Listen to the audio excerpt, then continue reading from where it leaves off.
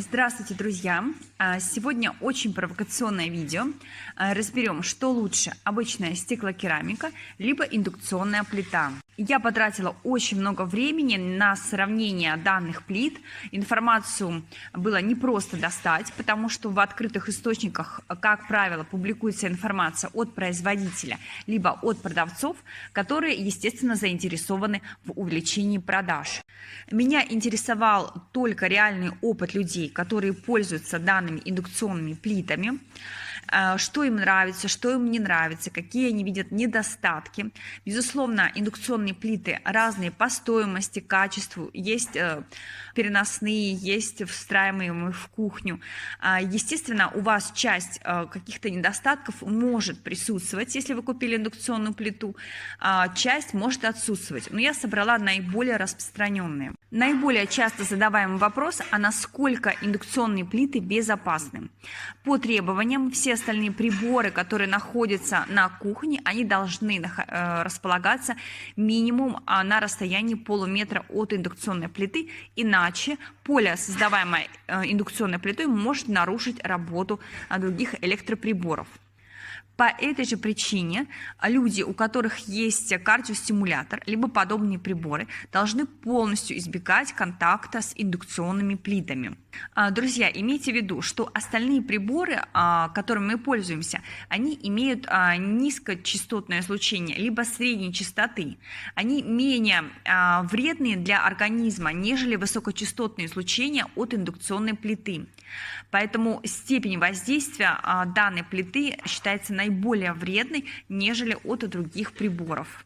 Кроме того, если у вас переносная индукционная плита, излучение от нее значительно более мощное, чем установленная, встроенная в кухню. В наибольшей группе риска также находятся беременные женщины и дети.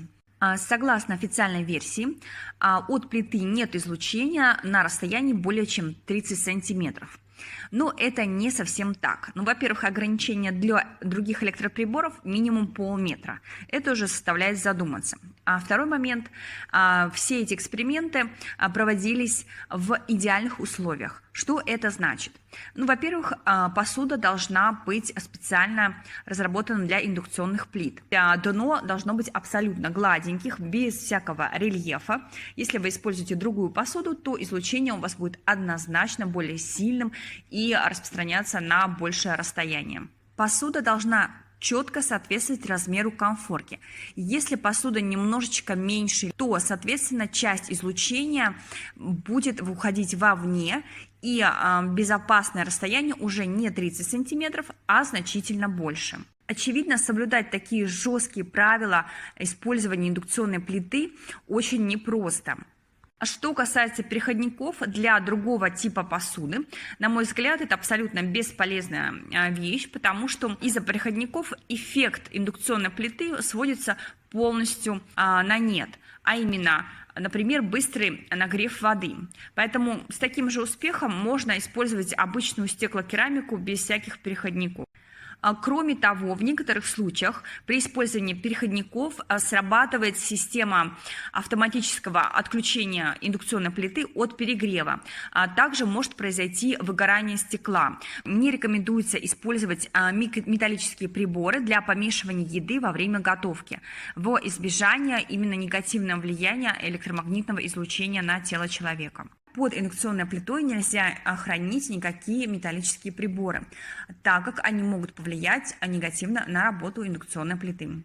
Частые негативные симптомы, которые могут возникнуть при использовании индукционной плит, это утомляемость повышенная, раздражительность, негативное влияние в общем на нервную систему, головные боли и также негативное влияние на работу глаз, может ухудшиться зрение, и в некоторых случаях даже люди прибегали к операциям. Как известно, индукционные плиты издают характерный звук. На определенных режимах он очень сильный, и многие не выдерживают данного звука. Начинаются сильные головные боли, и особо критично это для тех людей, у кого периодически наблюдается шум либо звон в ушах. К сожалению, из-за специфики работы индукционной плиты некоторые блюда нельзя приготовить так же легко, как и на обычной стеклокерамике. Например, пожарить блины. При снятии сковороды с плиты плита автоматически отключается, поэтому это вызывает определенные сложности. Также приготовление плова может пройти неудачно, то есть часть риса останется полусырым, а часть риса переварится. При использовании импульсного режима, как правило, на низких температурах происходит такой эффект. Если вы варите кашу, то 2 секунды каша горит, 2 секунды вообще ничего не происходит. Опять 2 секунды горит, опять ничего не происходит.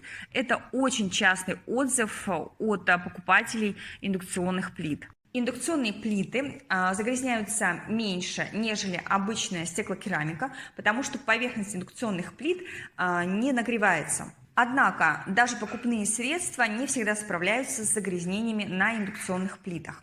У меня есть 2 видео на канале, как можно очистить стеклокерамическую поверхность, как индукционной, так и стеклокерамической плиты обычной, без покупных средств, очень эффективные. Кому интересно, можете посмотреть. Ну и самое интересное, это, конечно же, стоимость. Представляете, какой огромный бизнес и сколько можно выкачать денежных средств из семейного бюджета. Во-первых, стоимость индукционной плиты значительно выше, чем обычной стеклокерамики.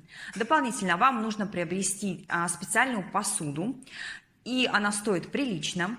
Необходимо приобрести какие-то поварешки, ложечки, не металлические, для того, чтобы на вас не приходило излучение от плиты. Кроме того, также ремонт индукционных плит обходится значительно дороже, чем обычная стеклокерамика. Что касается плюсов, здесь они очень сомнительные. Самый большой плюс – это быстрый нагрев воды. Ну, по сути, можно обойтись и без него. Если у вас есть хороший электрочайник, пожалуйста, кипятите воду там, наливайте в кастрюлю и готовьте сразу на обычной стеклокерамике. В остальных же функциях приоритетов у индукционной плиты сложно найти. Очень специфический режим готовки, импульсный, в электромагнитном поле. Получаете облучение, нагрузка на организм идет. Нужно очень сильно подстраиваться под эту плиту, подгонять какую-то посуду. Также не каждое блюдо вы легко приготовите. Что-то может гореть, что-то может оставаться постоянно сырым. Что же касается многофункциональности, то современная простая стеклокерамика, она обладает тоже рядом великолепных функций, которые можно использовать, так же, как и на индукционных. Естественно, люди в большом восторге от функционала, потому что они меняют свою старую плиту, самую простенькую, на новую многофункциональную. Но с таким же успехом можно поменять и на современную обычную стеклокерамику. Кроме того, если вы живете в относительно старом доме и у вас не очень такая хорошая проводка, то не рекомендуется использовать индукционные плиты, потому что они используют мощное напряжение для того быстрого разогрева. И, соответственно, проводка может у вас не выдержать. Что же касается вкусовых качеств пищи, то здесь мнения разделились. Кто-то очень доволен, кто-то, наоборот, говорит, что еда отвратительная, безвкусная.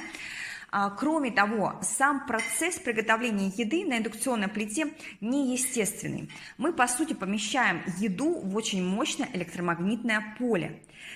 Поэтому все, что неестественно для организма, оно, естественно, также и будет перерабатываться и плохо усваиваться с соответствующими побочными эффектами. Что же касается обычной стеклокерамики, то там идет нагрев за счет передачи тепла. Это естественный теплообмен, он встречается в природе, например, это использование костра, это нагрев от солнца. Свойственно для организма, приемлемо. Поэтому я придерживаюсь мнения, что процесс приготовления пищи должен быть естественным, ближе к природе, нежели какое-то странное электромагнитное излучение, требующее специальной посуды, специальных магнитов. Это уж точно будет не полезно для организма.